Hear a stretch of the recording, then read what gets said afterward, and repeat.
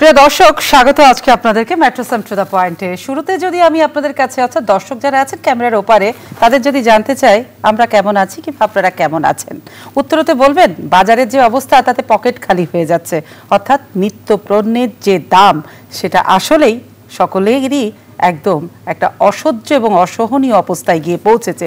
এবং দ্বিতীয়ত যেটা লোডশেডিং এতটাই বেড়েছে, মানুষ বিরক্ত, রেমিটেন্স কমে যাচ্ছে এবং ডলারের বিপরীতে টাকার মান কমছে, 31 বিলিয়ন বাণিজ্য ঘাটতি। সরকার সব কিছুতে কৃচ্ছতা সাধন করছে, কিন্তু রাজনৈতিক বক্তব্য বিবৃতিতে কি আর কৃচ্ছতা সাধন হচ্ছে? আমরা আসলে কোন জায়গাটায় আছি এবং কেমন আছি, এই সমস্ত বিষয়গুলো নিয়েই আজকে সোমা ইসলাম আমি মেট্রো সাম টু দ্য পয়েন্টে সকলকে স্বাগত জানাচ্ছি।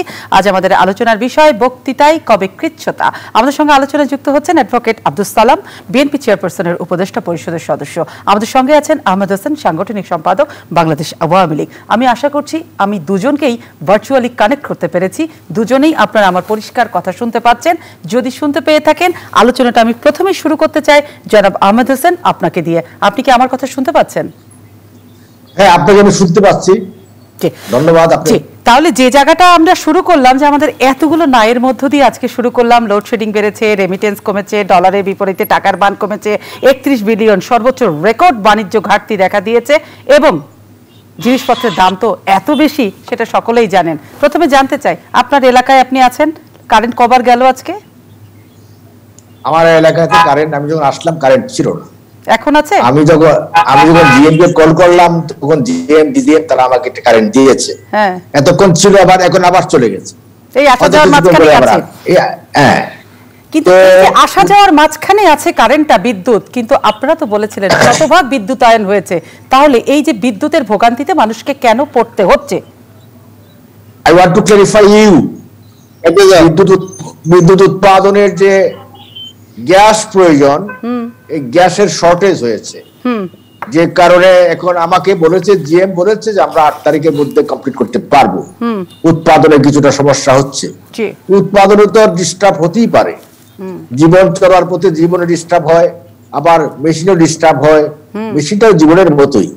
আমাদের অবস্থা ঠিকই আছে, উৎপাদন প্রক্রিয়ায় কিছুটা বিঘ্ন ঘটেছে। মেশিনে ডিস্টার্বে বিদ্যুৎ উৎপাদনের ক্ষেত্রে নাকি যে আমদানি বাড়াতে হবে গ্যাস এবং তেলের, সেই ডলারের সংকট আছে দেশে?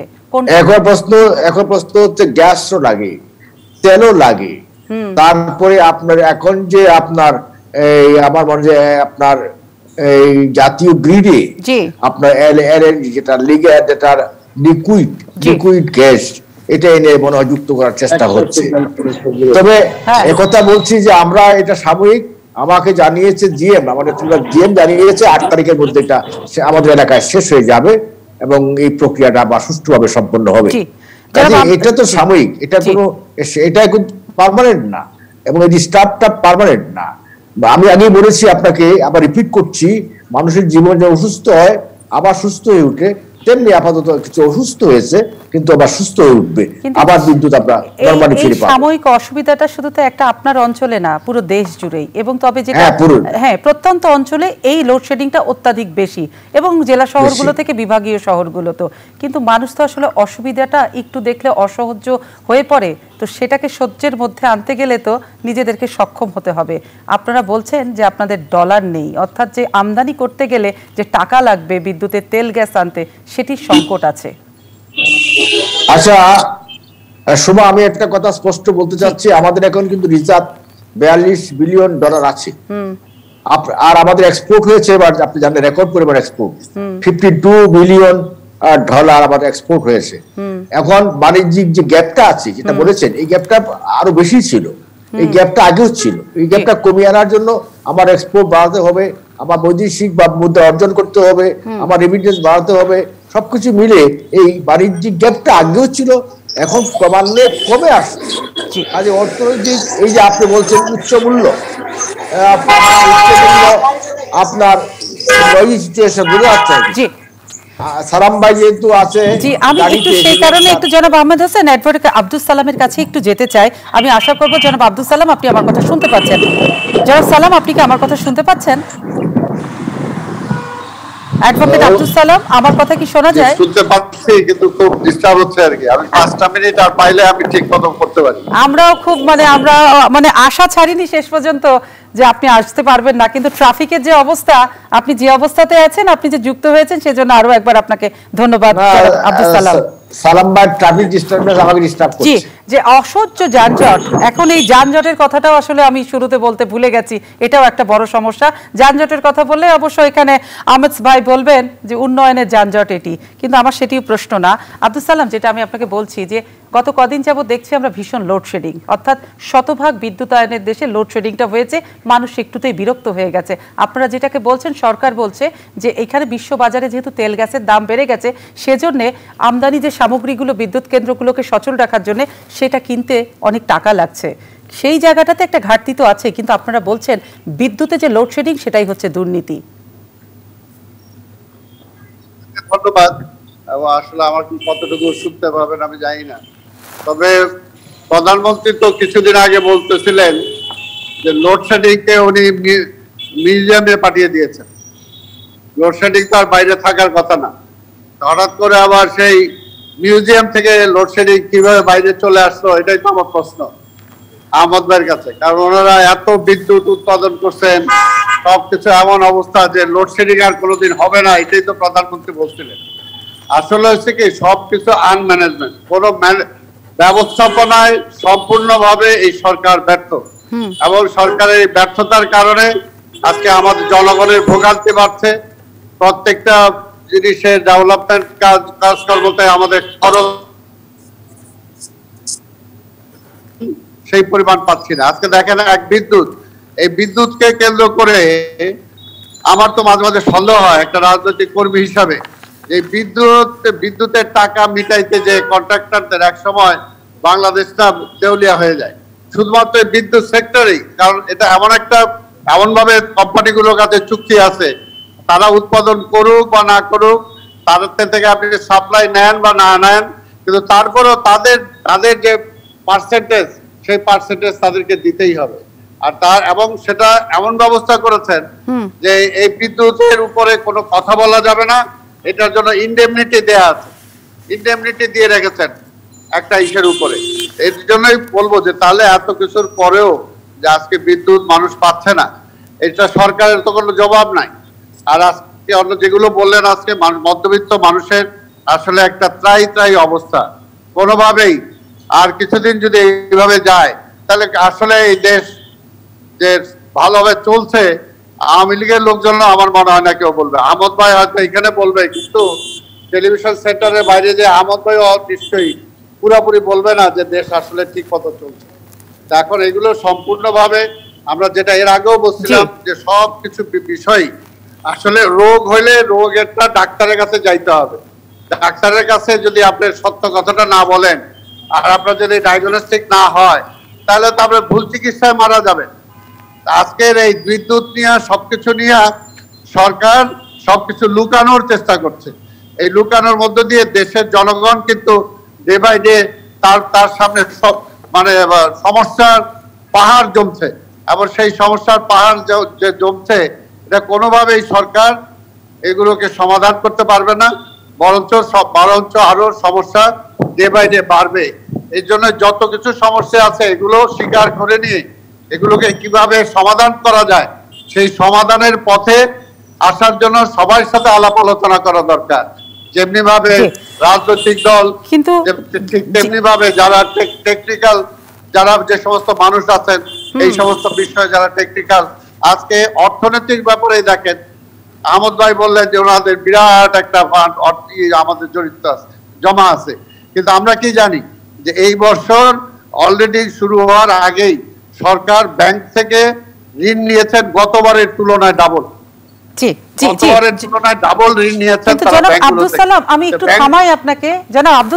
আমি যতটুকু আপনাকে অল্প অল্প দেখতে পাচ্ছি, আপনি আসলে কোন অবস্থায় কোন এলাকায় আছেন পুরোটা দেখা যাচ্ছে না আপনাকে। আপনি কি চলন্ত কিছুতে নাকি কোনো একটা জায়গায়? আমি ছিলাম গাড়ি ছেড়ে মোটরসাইকেলে উঠছিলাম, মোটরসাইকেল থেকে উঠে এখন এই যে নিজের নিচে বাসার নিচে আসছে, আর 5 মিনিটের মধ্যে হয়তো আপনি আমাকে ক্লিয়ার পাবেন। না কিন্তু একটা জায়গায় যদি এই যে আমি এখন আপনাকে একটু মুখটা দেখতে পাচ্ছি, এইভাবে যদি থাকা যেত তাহলে হয়তো দেখতে ভালো লাগতো কথাগুলো। জি, আপনি যদি কষ্ট করে একটু বসতেন এইটুকু।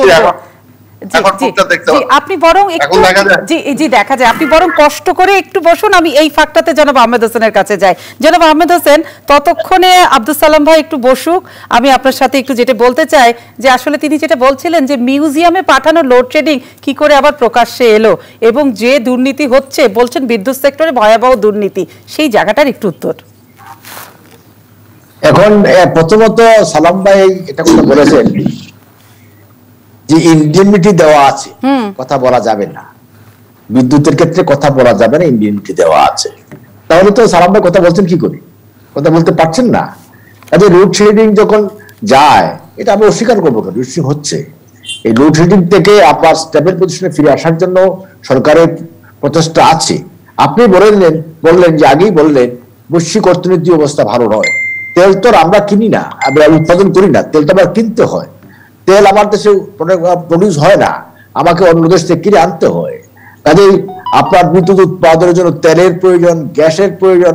এই বিষয়গুলো তো আপনার সালাম ভাই যদি গভর্নমেন্টের থাকতেন তারাও বুঝতেন, এবং তারা যখন গভর্নমেন্টে ছিলেন তাদের সময় এত আরো ভয়ঙ্কর আপনারা ছিল।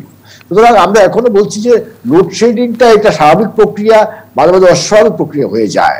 অস্বাভাবিক প্রক্রিয়া থেকে স্বাভাবিক প্রক্রিয়া ফিরে আসার জন্য আমাদের গভর্নমেন্টের পক্ষ থেকে চেষ্টা করছি। এবার আপনি বলছেন আপনি কোথায় আছি, আমি যখন লোডশেডিং এর মধ্যে পড়ে আছি, এবং আমি কিন্তু এসে আমি অথরিটিকে আমি জানিয়েছি, তারাও বলেছে আমাকে যে আমাদের উৎপাদন প্রক্রিয়া বিদ্যুৎ, আমি আগেই বলেছি। কিন্তু দেখেন আহমেদ হোসেন, কি একটা অদ্ভুত জায়গা না, আপনি লোডশেডিং এ পড়ে আছেন আর জনাব আব্দুল সালাম জ্যামে পড়ে আছে, এইটাই হচ্ছে একটা অবস্থা। এই তো আমাদের সাথে বিএনপির মিল আছে এখানে। হ্যাঁ, তাহলে জনগণ কোন কায়দায় আছে বলেন? না, জনগণ তো মাঝে মাঝে একটু কষ্ট হয়, আর সরি আমরা দুঃখ প্রকাশ করতে আমরা দ্বিধায় পড়ি না।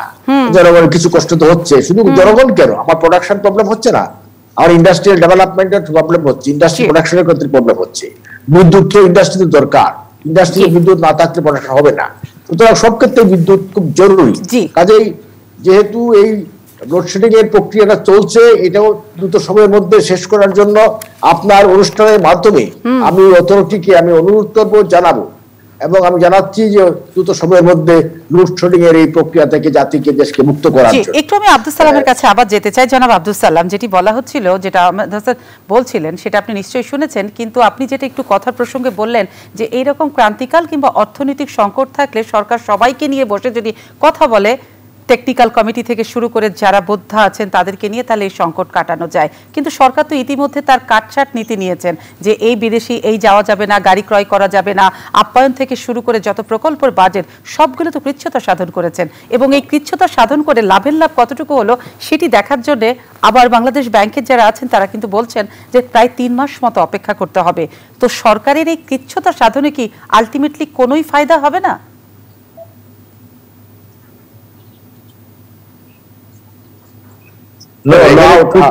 সাধনটাই মূল বিষয় না, আমি যেটা বলছি যে পরিকল্পনা, প্ল্যানিং। আপনি দেখেন যে 15 বছর যাবত এই সরকার ক্ষমতায় আছে, তারা কিন্তু কোনো খনন কার্য করেনি। অর্থাৎ গ্যাস যাতে আমরা উঠাতে পারি সেটাতে কিন্তু ওনারা মনোযোগ হন না। ওনারা কি হয়েছে, এলপিজি গ্যাস বিদেশ থেকে আমদানি করার ব্যাপারে বেশি উৎসাহী হয়েছে, এবং সেটা প্রথম যে কোম্পানির সাথে তারা চুক্তিবদ্ধ হলো এলপিজি গ্যাস দিতে, তার সাথে যদি তার ওইটাকে যদি কন্টিনিউ করতো বা আবার রিনিউ করতো, তাহলে সেই একই টাকায় কিন্তু তারা পাইত। কিন্তু তারা করলো কি, সেই কোম্পানির সাথে চুক্তি আবার কিছুদিন শেষ হয়ে যাওয়ার পরে আবার নতুন যখন আরেকবার, অর্থাৎ আমি বুঝাতে চাচ্ছি যে আসলে মূল কথাটা হলো প্ল্যানিং এর ব্যাপার। আর কোনটা আমি করবো এখন, কোনটা করবো না, সেই বিষয়টা যদি না থাকে, আজকে আমি হাজার কোটি টাকা খরচ করে উন্নয়নের এমন এক জায়গায় নিয়ে খরচ করলাম, যেটা দেখা গেল এই মুহূর্তে হয়তো এটা আমার জন্য মুখ্য ছিল না, এই মুহূর্তে আমার জন্য এটা হয়তো প্রধান ছিল না। অপ্রধান গুলো প্রধান হয়ে যায়, আর যেগুলো প্রধান সেগুলো দেখা গেল খুঁজে পাওয়া যায় না। কাজে একটা সরকারে থাকলে তাকে তো বুঝতে হবে আগে আমি 5 বছর 10 বছর 15 বছর, ওনারা যেমনি বলে যে আমরা ক্ষমতায় থাকবো 23 বছর, ক্ষমতায় থাকলে এই যে বিষয়গুলো যে পার্মানেন্টলি সলিউশন ইলেকশনের জন্য চিন্তা করা দরকার।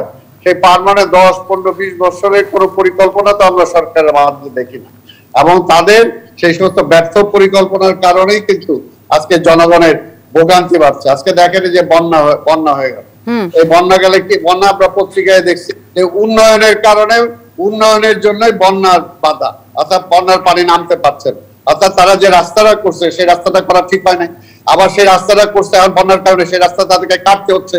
অর্থাৎ এইখানে কিন্তু প্ল্যানিং নাই, আনপ্ল্যান্ড ওয়েতে যদি আপনি টাকা খরচ করেন তাহলে তো স্বাভাবিকভাবে সেটা জনগণের ভোগান্তি বাড়বে, প্লাস আমাদের লাইবিলিটিসটা বাড়বে।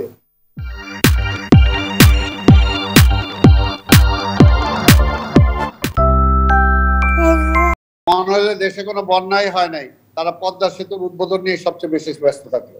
কিন্তু এই টাকাগুলো যদি এই যে এখানে বেশিরভাগ টাকা যে অপচয় হলো, উদ্বোধনী অনুষ্ঠান বলেন, আজকে নাচ গান বলেন, আজকে সেখানে টয়লেট বানানো বলেন, এগুলো তো খুব জরুরি ছিল না। এই টাকাগুলোই যদি বন্যার কাজে যারা ক্ষতিগ্রস্ত হয়েছে সেখানে যদি ব্যবহার করতো তাহলে তো টাকাটা সঠিক জায়গায় কাজে লাগতে পারতো। আমি বুঝাইতে এর জন্যই বলতেছি যে সব বিষয় দলীয়করণ করার চিন্তাও থাকা উচিত না। সবকিছু যে নিজেরা আমাদের দলই শেষ, আমাদের দলই সব করবে, অন্য কারো কোনো কিছু নাই। আজকে দেখেন এই দলের ওনারা বলেন যে বিএনপি কই, প্রধানমন্ত্রী বলেন বিএনপি কই। গত পরশুদিন আমি এবং আমার ঢাকা সিটির সদস্য সচিব রফিকুল আলম মজনু, আপনারা জানেন যে আমাদের বেগম খালেদা জিয়ার সিট ফেনীতে আছে, তো উনি এখন নির্বাচন করতে পারছে না, তার অবর্তমানে আমাদের মহানগরের সদস্য সচিব মজনু সেই জায়গায় ইলেকশন করে। সেখানে 2টা গ্রাম বন্যা প্লাবিত হয়েছে। আমরা সেখানে গেলাম যে আমরা সেই গ্রামে যাব, কিন্তু ফেনীতেই আমাদেরকে বাধা দেওয়া হলো, পুলিশও বাধা দিল, এবং প্রত্যেকটা মোড়ে মোড়ে আওয়ামী লীগের সন্ত্রাসী বাহিনী, ক্যাডার বাহিনী, এখানে ছবি আসছে পত্রিকায় যে তারা সেখানে সেগুলো ব্লক করে আমাদেরকে সেখানে যেতে দিল না। তার মানে কি, একদিক দিয়ে বলে বিএনপি কই, আবার বিএনপি ত্রাণ দিতে যাবে, সেই বিএনপি ত্রাণ দিতে দেওয়া যাবে না। আবার এই পদ্মা সেতু উদ্বোধন করতে যে আপনি হয়তো বুঝতেও পারবেন না যে গত 7 দিন অন্তত এই রুটে যতগুলো বিএনপি আছে, এলাকা আছে, কেউ শান্তিতে ঘুমাতে পারে বাড়িতে, সারাক্ষণ তাদের উপরে পুলিশি হামলা, বাড়িতে বাড়িতে হামলা। একদিক দিয়ে আপনি দাওয়াত দেন, আবার আরেক দিক দিয়ে বিএনপি কে খুঁজে বেড়ান, তাড়িয়ে বেড়ান, তাহলে দ্বিমুখী নীতিতে তো সমস্যার সমাধান হবে না, তাই না? জনাব আব্দুল সালাম, পদ্মা সেতু উদ্বোধনের সঙ্গে কিন্তু জনাব আব্দুল সালাম, আমরা যে সবসময় কথা শুনে থাকি যে ইলেকশন এলেই বিএনপি নেতাকর্মীরা বাড়িতে থাকতে পারে না, কিন্তু পদ্মা সেতু উদ্বোধনের সঙ্গে বিএনপির নেতাকর্মীদেরকে কেন হয়রানি করা হচ্ছে কিংবা হয়েছে? সেটা সরকারকে জিজ্ঞেস করেন কেন হয়রানি করা হবে। আমরা কি ওইখানে যাই কি করতাম? একদিকে বলে দাওয়াত দেন, আরেক দিকে বাড়িতেই থাকতে পারে না, গ্রামকে গ্রাম মানে একেবারে পুলিশ দিয়ে তাদেরকে মানে কোনো অবস্থা দিয়ে সেখানে যাতে তারা অবস্থান করতে না পারে। এত কিছু কেন করলেন? যে রাস্তা দিয়ে প্রধানমন্ত্রী যাবে, যেটা শুনলাম আমরা, কিন্তু উনি তো ওই রাস্তা দিয়েও গেলেন না, অথচ গেলেন হেলিকপ্টারে। কিন্তু রাস্তার 2 ধারে বা বিভিন্ন জায়গায় সমস্ত কোনো বিএনপির লোকজন যাতে কোনো বাড়িতে ঘরেই না থাকতে পারে, এই ব্যবস্থাটা তারা করলেন।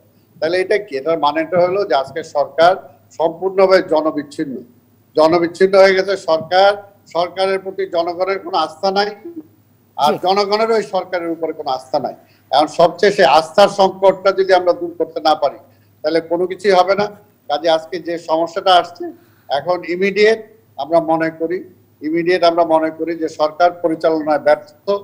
এই কারণে সবার সাথে আলাপ আলোচনা করে একটি কেয়ারটেকার গভর্নমেন্ট হোক বা যে নামই হোক সেটা দিয়ে একটা নির্বাচিত সরকার দরকার, যেখানে অন্তত জনগণের কথাটা সংসদে আলোচিত হতে পারবে, এবং চোরটা যারা আজকে বেশিরভাগ অর্থনীতি ক্ষতিগ্রস্ত করছে তাদেরকে আইনের আওতায় আনা যাবে, এবং কোনোভাবে রাজনৈতিক ভাবে যেভাবে বিএনপি রাজনৈতিক ভাবে যাদেরকে আমাদেরকে মানে আঘাত করা বা শেষ করার চেষ্টা করা হচ্ছে, এটা থেকে অন্তত দূরে থাকবে। জনাব আব্দুল সালাম থাকুন আপনি আমাদের সঙ্গে। জনাব আহমেদ হোসেন, আমার ছোট্ট করে আপনার কাছে 3টা প্রশ্ন। যে আহমেদ হোসেন, যেটা আমি আপনাকে বলতে চাই, যেটা আব্দুল সালাম সাহেব বললেন যে ভোটের মাঠেও বিএনপিকে দাঁড়াতে দেন না, আন্দোলনও করতে দেন না, তারা ত্রাণ দিতে গেল সেখানেও ত্রাণ দিতে দিচ্ছেন না। মাননীয় প্রধানমন্ত্রী সেতু উদ্বোধন করতে যাবেন, সেই এলাকার আশেপাশে বিএনপির এমপিদেরকেও, যারা নেতাকর্মী তাদেরকেও রাখতে দেখা গেল না। জনাব আহমেদ হোসেন, আপনি শুনতে পাচ্ছেন? জনাব আহমেদ হোসেনকে আমরা এই মুহূর্তে কেন পাচ্ছি না? কারণ তিনি লোডশেডিং এর মধ্যে ছিলেন, এখন তার নেটওয়ার্কও বন্ধ হয়ে গেছে। মানে পুরোটাই সংযোগ বিচ্ছিন্ন। তবে আমরা কয়েক মুহূর্ত কিংবা 1 মিনিট অপেক্ষাও করতে পারি, যদি তাকে আমরা কোনো না কোনোভাবেই ফিরে পাই। তাহলে নিশ্চয়ই আব্দুল সালাম যে প্রশ্নগুলো তুলেছেন, যে অভিযোগগুলো করেছেন, যে কেন ত্রাণ থেকে শুরু করে নির্বাচন থেকে শুরু করে যে কোনো আন্দোলন, সেখানে কেন বিএনপিকে দাঁড়াতে দিতে হচ্ছে না কিংবা দাঁড়াতে পারছে না, এবং এই পুলিশি হয়রানি কেন করা হচ্ছে, কেন বিএনপিকে ভয়, এই প্রশ্নের উত্তরগুলো নিশ্চয়ই আহমেদ হোসেন যদি কিছুটা সময়ের মধ্যে ফিরে আসেন নিশ্চয়ই দিবেন। আমরা এখনো সংযুক্ত করতে পারিনি, তিনি আমাদের সাথে পুরোপুরি বিচ্ছিন্ন আছেন। আহমেদ হোসেন, জনাব আব্দুল সালাম, যে জায়গাটাতে একটু আপনার কাছে যেতে চাই, আমরা তাকে এখনো সংযুক্ত করতে পারিনি, আসলে হয়তো ভালো হতো।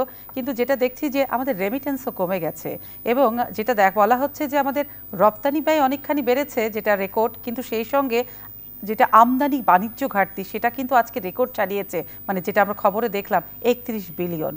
তো সামগ্রিক অর্থে আসলে বাংলাদেশের অর্থনীতিটা কোন জায়গায় দাঁড়িয়ে আছে, একদম বিরোধী পক্ষের জায়গা থেকে না, একজন যদি বলি যে আপনি একজন অভিজ্ঞ মানুষ হিসেবে বলবেন যে আপনি কি দেখছেন।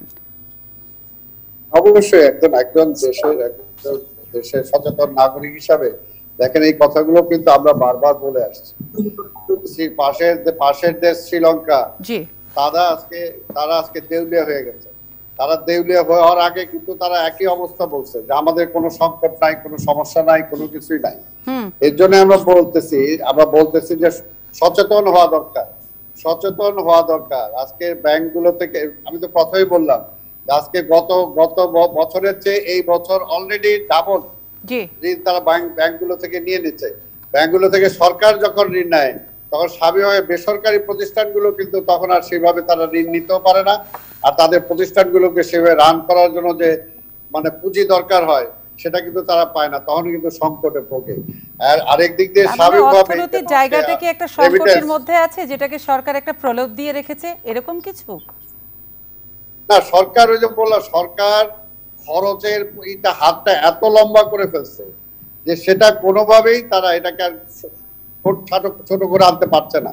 আর শুধুমাত্র লোকজনের বাহবা নেওয়ার জন্য তারা যে সমস্ত প্রকল্পে খরচ না করলেও চলে, আজকে সেগুলোতে করে আজকে দেখা যেতেছে এমন একটা অবস্থা যে অর্থনীতি, আপনি নিজেই বললেন যে আজকে সারা বিশ্বে, আমরা তো জানি যে আজকে ইউক্রেনের যুদ্ধের কথা বলেন বা আজকে করোনার কথা বলেন, আমরা তো করোনা চলাকালীনই বলছি যে এটা কিন্তু সামনের দিকে ফেস করতে হবে, সারা বিশ্ব এটা ফেস করবে। আমরা ওই সময় থেকে বলে আসছিলাম যে আসেন এই সমস্ত সমস্যাগুলো নিয়ে একটা গোল টেবিল বৈঠক করেন, সবাইকে ডাকেন, ডেকে আমরা ভবিষ্যতে কিভাবে আমরা এগুলোকে ফেস করতে পারি। কিন্তু সরকার কি বললো যে না, করোনার চেয়ে তারা বেশি শক্তিশালী, এবং এখনো কিন্তু তারা সেই গোয়ার টিমের মধ্যেই আছে। দেশটা তো সবার, এই জায়গাটাতে জনাব আব্দুল সালাম, আমি আপনাকে এই জায়গাটাতে একটু থামাচ্ছি। দেশটা তো সবার, সেই জায়গাতে আমরা বোধহয় আহমেদ হোসেনকে আবার সংযুক্ত করতে পেরেছি। জনাব আহমেদ হোসেন, শোনা যায় আমার কথা? হ্যাঁ, শুনছি, আমাকে বলুন। জি, ছোট্ট করে যেটি জানতে চাই, যেটা হচ্ছে জনাব আব্দুল সালাম যেটা বলছিলেন, ত্রাণ দিতে যাচ্ছে বিএনপি, সেখানে বাধা, নির্বাচনে যেতে গেলে নির্বাচনী পরিবেশ সুষ্ঠু থাকে না, আন্দোলন করতে গেলে বিএনপি দাঁড়াতে পারে না, এবং মাননীয় প্রধানমন্ত্রী পদ্মা সেতু উদ্বোধন করতে যাবেন, পথ দিয়ে যাওয়ার কথা ছিল, সেই পথের আশেপাশে যত বিএনপির বাড়িঘর নেতাকর্মীরা ছিল তাদেরকে পুলিশে হয়রানিও করা হয়েছে উদ্বোধনের আগে। তো এত কেন বিএনপিকে ভয়, এত কেন বিএনপিকে হয়রানি, এই অভিযোগগুলো বলছেন? এগুলো রাজনৈতিক বক্তব্য। জি, আমরা দেখিনি উনি বলেছেন, ওনার বক্তব্যের সত্যতা নিরূপণ করার সময় আমাদের নেই। আমরা দাওয়াত দিয়েছিলাম, তারা দাওয়াতে যায় না। পদ্মা সেতু নির্মাণ করার ক্ষেত্রে তারা বাধা ছিলেন, তাদের নেত্রী বলেও ছিলেন যে এটা আপনার জোড়া তালি দিয়ে বানানো হচ্ছে, এই সেতুতে উঠবেন না, এবং এই শেখ হাসিনার গভর্নমেন্ট পদ্মা সেতু বানাতে পারবে না, তারা বলেছিলেন। এবং এটা তো সত্য, আপনি স্বীকার করবেন যে পদ্মা সেতু নির্মাণের পথে ওয়ার্ল্ড ব্যাংকের যে ফান্ডিং করার কথা ছিল, এই ফান্ড উল্টো হলো কেন? সেই ক্ষেত্রে কারা কারা পদ্মা সেতু নির্মাণের মধ্যে চক্রান্ত করেছিল, ষড়যন্ত্র করেছিল? ইতিমধ্যে হাইকোর্ট একটা নির্দেশ দিয়েছে, কমিশন গঠন করে যারা পদ্মা সেতুর বিরুদ্ধে চক্রান্ত করেছে তাদেরকে ফাইন্ড আউট করার জন্য। কাজে আমরা এমন কোনো কাজ করিনি। তিনি বন্যার সময় কোথায় গেলেন আমরা দেখিনি। কাজেই উজুর পিন্ডি বুজুর গাড়ি চাপিয়ে লাভ কি? তাদের ব্যর্থতা আমাদের গাড়ি আসবে কেন? বিএনপি ব্যর্থ পার্টি, বিএনপি নেভার, এটা কখনো সাকসেসফুল পার্টি না। তারা বিদ্যুতের কথা বলে, তাদের সময় বিদ্যুৎ আমরা দেখেছি, তাদের সময় দেখেছি। আমাদের গভর্নমেন্ট আমরা তাদের সাথে রাউন্ড টেবিল কনফারেন্স করবো? এটা কি আইয়ুব খানের রাউন্ড টেবিল কনফারেন্স নাকি? তাদের সাথে গোল টেবিল বৈঠক করবো? তারা বিএনপি কি ইলেকশনে এসেছে, তাদের মেম্বার অফ পার্লামেন্ট আছে পার্লামেন্টে, তারা কথা বলতে পারে। যারা নির্বাচনে আসে না, নির্বাচনে আসবে না, পার্লামেন্টেও যাবে না, সব ক্ষেত্রেই না না না, যারা বলে না না, তাদের সাথে আবার রাউন্ড টেবিল কনফারেন্স কেন? তো আব্দুল সালাম সাহেব বলছেন দেশটা সবার, হ্যাঁ তো বলছেন যে আসেন সবাই মিলে কাজ করি। আরে আচ্ছা মিস্টার হোস্ট, আমাকে বলতে দেন। সব দেশটা সবার, দেশটা সবার।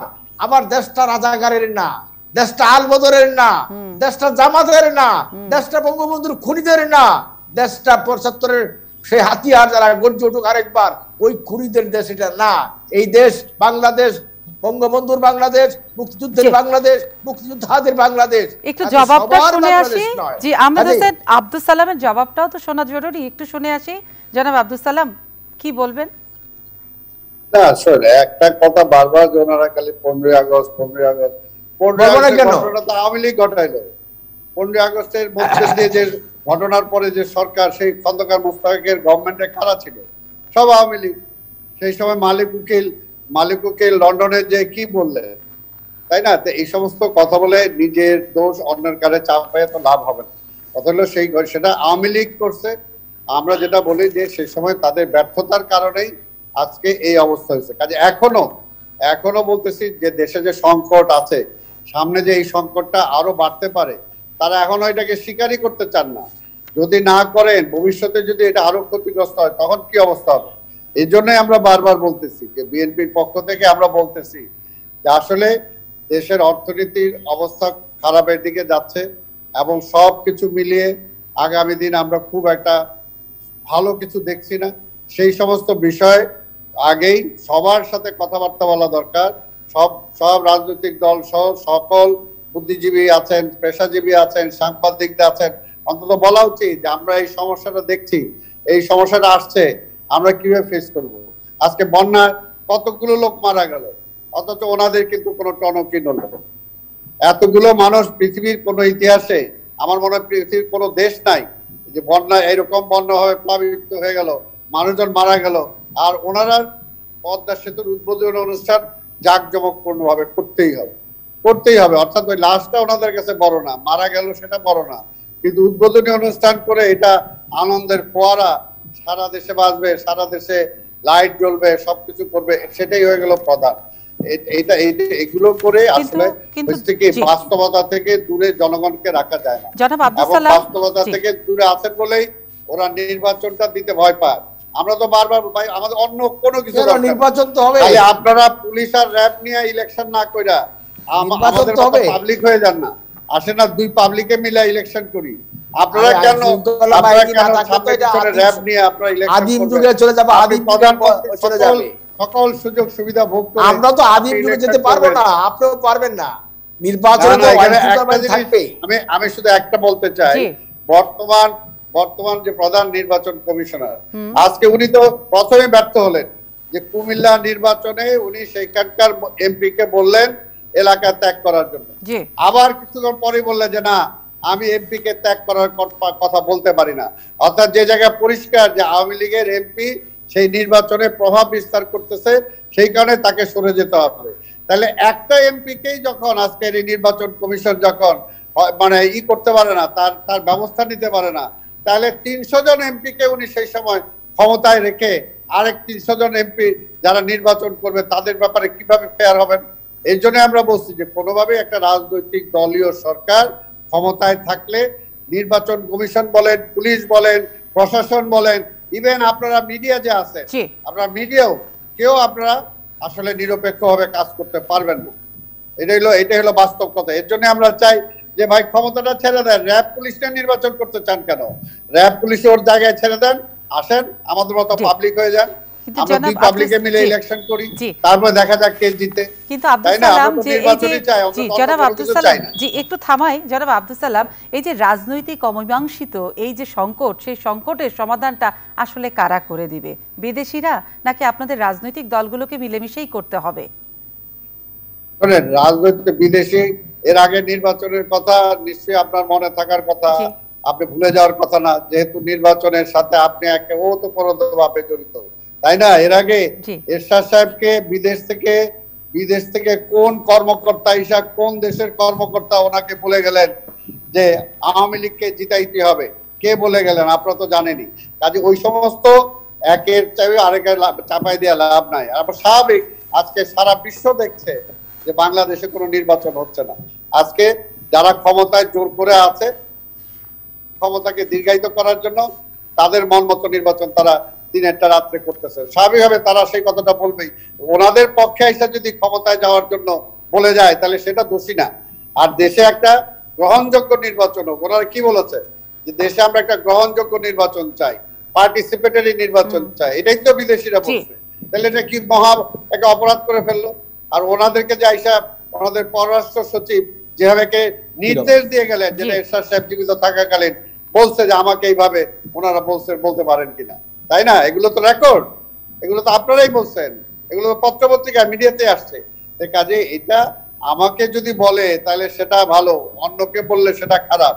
ওই নীতিতে যাওয়া ঠিক না। আমরা সব বাদ ভাই, খালি ইলেকশন দেন একটা। জি, আমাদের আলোচনা শুরু হয়েছিল, গণভবন ছাইরা দিয়ে আসেন, ইলেকশন করেন, ক্ষমতা ছাইরা দিয়ে আসেন, ইলেকশন করেন, তারপরে দেখা যাক আপনাকে জনগণ নির্বাচিত করে। আচ্ছা, আমাদের আলোচনাটা শুরু হয়েছিল অর্থনীতি দিয়ে। আমরা জানতাম রাজনীতিবিদকে নিয়ে আসলে সেই আলোচনা অবশ্যই যে নির্বাচনে যেই ঠেকবে। জনাব আহমেদ হোসেন, ক্ষমতা ছেড়ে দিয়ে, লাঠিয়াল বাহিনী ছেড়ে দিয়ে, পুলিশ প্রশাসন ছেড়ে দিয়ে বলছে 2 পাবলিকের ভোট হোক, সেটা কি সম্ভব? না। জি জি, জনাব আহমেদ হোসেন, শোনা যায় আমার কথা? জনাব আহমেদ হোসেনের আবার ইলেকট্রিসিটি চলে গেছে। এই আসা যাওয়ার মধ্যেই আছেন জনাব আহমেদ হোসেন, এবং জ্যামে আছেন আমাদের আব্দুল সালাম ভাই ছিলেন। আবার চলে এসছে বোধহয়, আমাদেরকে অনুষ্ঠান শেষ করতে হবে। জনাব আহমেদ হোসেন, আপনি কি আমার কথা শুনতে পাচ্ছেন? জি, বোধহয় আমরা জাদুঘর থেকে আবার বাইরে চলে আসছি। আচ্ছা, তাহলে সেই আলোচনা বোধহয় আমরা আর দীর্ঘায়িত না করি। আজকের এই আলোচনা আমরা বোধহয় আর আহমেদ হোসেনকে সংযুক্ত করতে পারবো না, কারণ আসলেই তিনি লোডশেডিং এর মর্মান্তিক জটিলতায় আছেন। সেখান থেকে তাকে সংযুক্ত করাটা বোধহয় এই মুহূর্তে আমাদের আর সম্ভব হবে না। কিন্তু যেটা বলছিলেন জনাব আব্দুল সালাম, আপনাকে দিয়ে আমি একদম শেষ করতে চাই। তাহলে রাজনৈতিক ভবিষ্যৎটা আসলে কি? যেখানে বলছে আওয়ামী লীগ যে সংবিধানে যা আছে সেই অনুযায়ী নির্বাচন হবে, আপনারা বলছেন কেয়ারটেকার ছাড়া ভোট সম্ভব হবে না। কিন্তু এই যে দুটো পক্ষ অনর একটা অবস্থানে থাকা, তাহলে মাঝখানের সমাধানটা আপনারা আসলে কি দেখতে পাচ্ছেন, কিংবা কি দেখাবেন জনগণকে? আসলে সংবিধান তো ওনারা কাটছাড়া করে এই পর্যায়ে নিয়ে আসছে। আমাদের কথাটার যৌক্তিকতাটা কোথায় নাই? মনে করেন যে তারা আমাদের নেত্রী, দেশনেত্রী বেগম খালেদা জিয়াকে চিকিৎসার জন্য বাইরে দিতে চান, তাই না? আমাদের নেতা কর্মীদেরকে এখনো হয়রান করছে, আমাদের নেতা কর্মীদেরকে বিভিন্ন মামলায় সেগুলো সাক্ষ্যতে নিয়ে এসে পানিশমেন্টের ব্যবস্থা করতেছে। তাহলে আমরা কিভাবে ওনার উপর আস্থা রাখি? উনি যদি আস্থা রাখার মতো কোনো কিছু করতেন, গতবার তো নির্বাচনের আগে যখন সব দল মিলে ওনার কাছে গেল, উনি কি বললেন? আমি এমন একটা নির্বাচন দেবো যেটা ভালো নির্বাচন হবে, আপনারা সবাই খুশি হবে। সেই নির্বাচন কি করলেন? 30 তারিখের ভোট 29 তারিখে করলেন। অর্থাৎ উনি এমন কোনো কাজ করেন নাই যে ওনার উপরে আমরা আস্থা রাখতে পারি, বিশ্বাস রাখতে পারি। কাজে সেটা তো নাই, এটা তো ওনারা নষ্ট করছেন, নষ্ট করে ফেলছেন। কাজে এখন আর আমরা তো অনলক কোনো কিছুই চাইনি, আমরা চাচ্ছি একটা নির্বাচন, একটা ফেয়ার নির্বাচন। এখন দেশের সরকার প্রধানের প্রতি যদি আপনাদের কোনো আর আস্থা না থাকে, নির্বাচনী ব্যবস্থা এবং দেশের সরকার প্রধানের প্রতি আপনাদের কোনো আস্থা নেই, তাহলে সমস্যার সমাধানটা কি? সেটাই কি শেষ রাজপথ?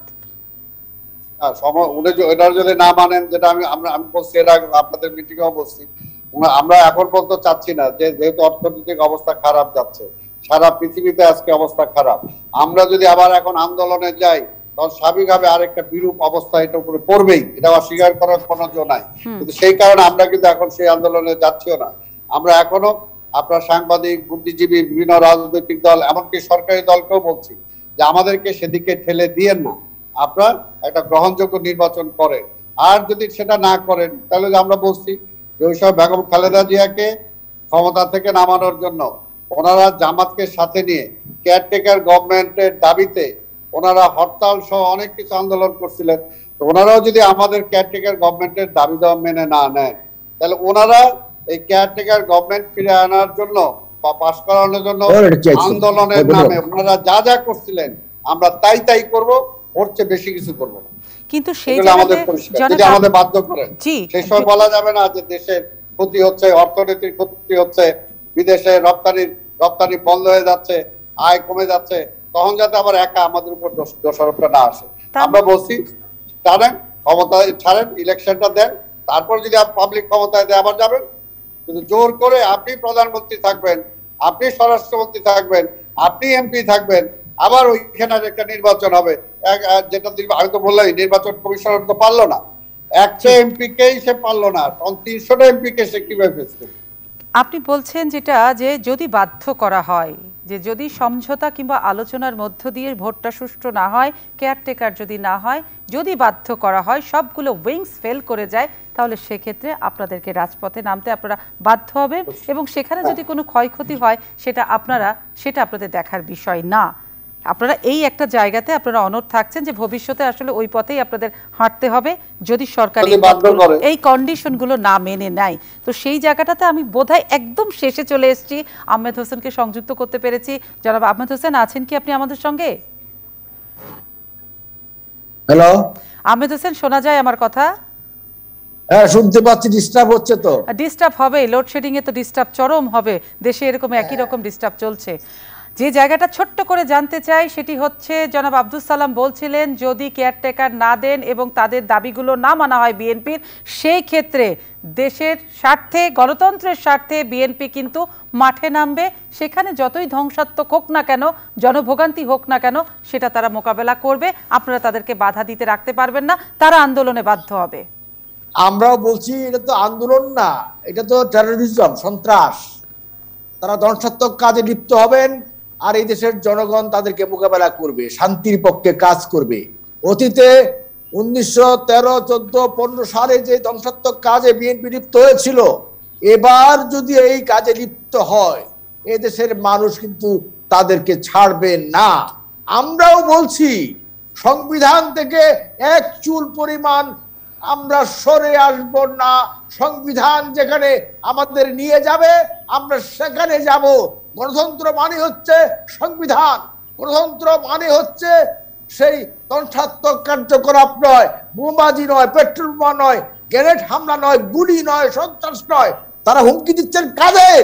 যারা জীবন দিয়ে এই বাংলাদেশ এনেছে। যে নেতা শেখ হাসিনা এই জীবনকে মৃত্যুর মুখোমুখি দাঁড়িয়ে আজকের ডেমোক্রেসি এস্টাবলিশ করেছেন, সন্ত্রাসকে মোকাবেলা করেছেন। কাজেই মৃত্যুর তোয়াক্কা আমরা করি না। জীবনকে বাজি রেখে এই দেশের মানুষ লড়াই করবে সন্ত্রাসের বিরুদ্ধে, জামাতের বিরুদ্ধে, বিএনপির বিরুদ্ধে, উগ্রবাদের বিরুদ্ধে। কাজে আমরাও দায়িত্বহীন কণ্ঠে বলে দিলাম আপনারা ধ্বংসাত্মক করবেন, এই দেশের মানুষ শক্ত হাতে আপনাদেরকে নাখানি চুপানি খাওয়াবে, প্রতিরোধ করবে, প্রতিরোধের দেওয়াল রচনা করবে, প্রতিরোধের বন্যির শিখা ছড়িয়ে দেবে সারা বাংলাদেশে। আমরা জীবন দিয়েছিলাম 71-এ, 30 লক্ষ মানুষ জীবন দিয়েছিল, প্রয়োজনে আবার জীবন দেব। বিএনপির জামাতের সাথে রাজনৈতিক যুদ্ধে আমরা জিতবই, জিতবই, জিতবই। সালাম ভাইরা আবার পরাজিত হবেন। সালাম ভাই, আপনার জন্য কষ্ট লাগে, আপনি 71-এ মুক্তিযুদ্ধে গিয়েছিলেন, আমাদের পক্ষেই ছিলেন। আজকে আপনি রাজাকারের পক্ষে চলে গেছেন, জামাতের পক্ষে চলে গেছেন। আপনার জন্য বড় লজ্জা হয়, আপনার জন্য বড় দুঃখ হয়। আপনি তো পরাজিত হবেনই, আপনারা তো পরাজিত হয়েই আছেন। নির্বাচনে আসতে চাচ্ছেন না। ইউ আর মেকিং কনস্পিরেসি করে বাংলাদেশে পুরো রাজনৈতিক দল সারভাইভ করতে পারে না। একটু থামিয়ে দিয়ে আমি একদম শেষ প্রশ্নটি জনাব আব্দুল সালাম আপনাকে করতে চাই। শুভ, আমি একটা কথা বলি, আমাকে বলতে দেন। জি, আমাকে থামাতে হবে যে সময় যে নাই। আপনি তো অথরিটি, আজকের গণমাধ্যমের স্বাধীনতা নাই। আজকে যেখানে আপনি হোস্ট, আপনিও কিন্তু স্বাধীনতা দিয়েছেন।